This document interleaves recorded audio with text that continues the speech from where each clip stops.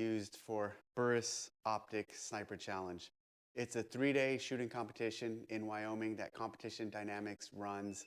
And in that competition, you have two shooters. It's a team competition. One has an AR, a gas gun, and the other has a bolt gun. And each day you do what's called a long course.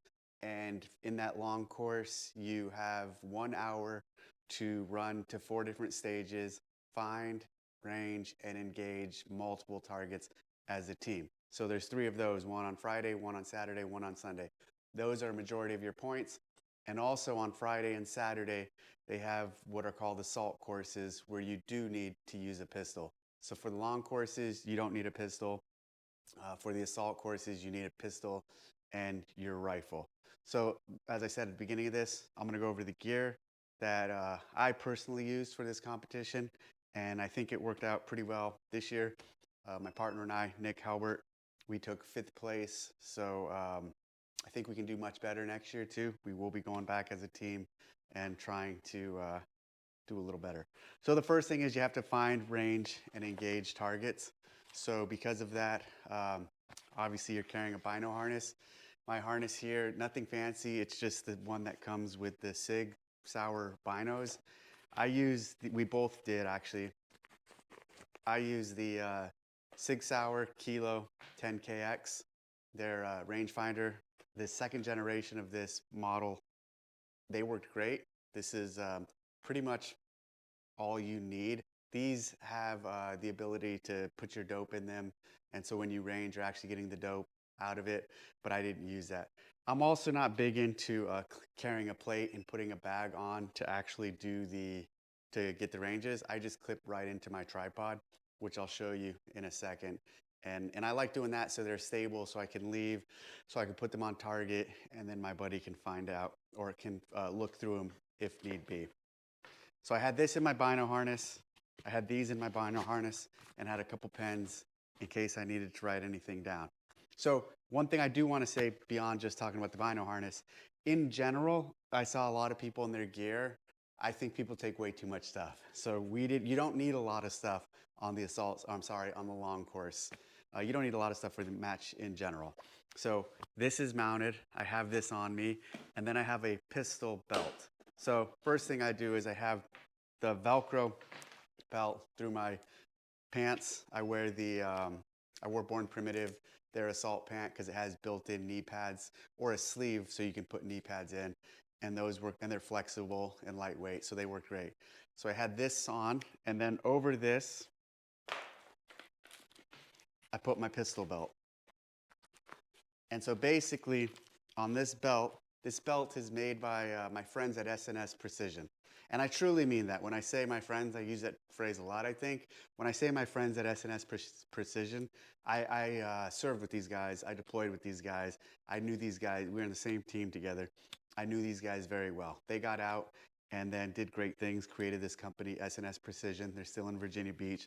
So if you're looking for tactical gear, check them out. This belt is made by them, and a lightweight, small little Cobra light clip. And also the holster, I'll get to that in a second though. The holster setup is also made by, not the holster, but the adapter plate is made by S&S Precision. So on my belt, this is all I took. I had pouches for 3 magazines, 3 AR magazines. I actually, on one stage when it was really windy, I carried 4. So I carried 3 in here, a 20, a 20, a 30, and then I carried an extra in my pocket. And then 2 pouches for my pistol magazines. And I have this little MDT peanut bag that is really light, and I put an OBI clip on it. So I would run with it on my belt like this, and then I'd slide it off, and nice, so I could run with it on. If I was running to the next stage, which you had to do a lot of running, I'd clip it back in. So this setup here for my belt worked really well. So I had this, and then so on the field stages, you did not need your pistol. So on the field stages, I'd run it like this. On the long courses, on the assault stages, you did need your pistol. So here's my holster, full retention, because you want full retention at a match like this. And this is the adapter plate that S&S makes. So it slides right into here,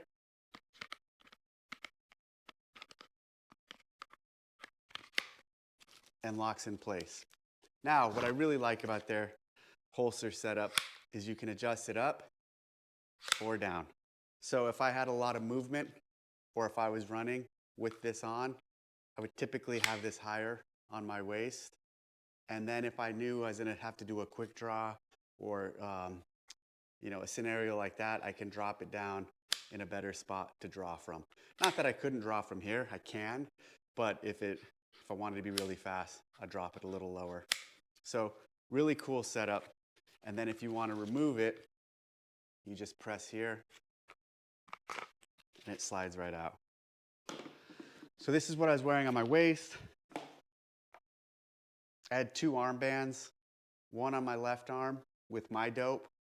And so if I range something or if my partner called out a range, I'd just glance down at my armband and determine what my dope is for the target. And then I had an extra wristband on this right arm in case there were a lot of targets and I wanted to write stuff down. I typically didn't need to do that, but I had it just in case. Tripod. So the tripod I ran is this really right stuff. Worked out great. It's not their largest one. It's not their heaviest PRS one, but it three sections. This was a critical piece of critical kit for ranging and for shooting off of. I shot off once or twice. Once I didn't need to shoot off of it. It was on the first stage of the match, and I probably should not have shot off of it. Could have, generally speaking, you want to go to the ground and shoot prone, but there was one stage on the 3rd day, on the final day, where you did have to actually use your tripod to shoot off of. Everyone had to. And so this is what I mean about I just click with the ARCA rail, clip in, or the ARCA mount, and this is how I like to range. I open this up, find where I need to get, lock it in place, and if I quickly need to move it with these on, I can. If I want to run with it like this, I also can do that. In a second, I'm going to show you why I have this on here and how I had my complete setup.